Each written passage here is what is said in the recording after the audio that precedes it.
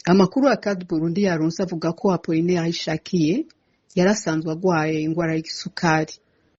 Kuva ku wa gatatu yatanguye kugira ubushuhe bwinshi, ariko naho yarasanzwe azwi ko agwaye iyo ngwara kandi biboneka ko amagara yiwe ageramiwe, ntiyigeze aronka umupima kugeza ku wa gatandatu aho yemererwa kuja ku bitaro ataco bikivuna kuko yaramaze kuremba cane.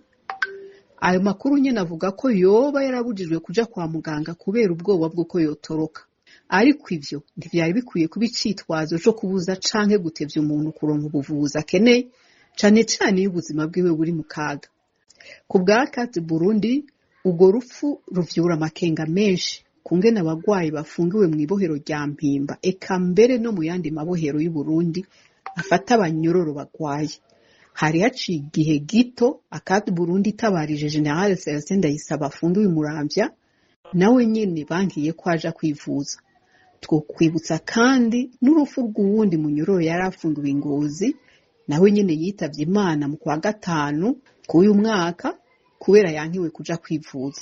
Akad Burundi kabona ko ivyo bituma hibazwa nimba amabohero afise koko ubushobozi bukwiye bwo gukurikirana amagara y'abafungwa, na cane cane abafise indwara zidakira. Akad Burundi ributsa ko gufungwa bitaka umuntu uburenganzira bwo kwivuza, nk'uko ingingo ya 25 y'ibwirizwa shingiro ribitomora.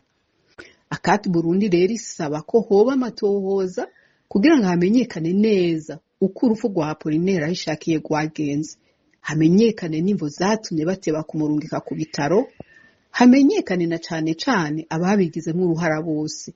Akad Burundi gasaba kandi ko abanyororo bafise ingwara zidakira bohabwa uburyo bwo gukurikiranwa n'abaganga, kandi hagafata ingingo zihuta kugira ngo izo mfu ntizisubire kuba. Akad Burundi iboneyeho guhoza umuryango n'inshuti z'uwo munyororo.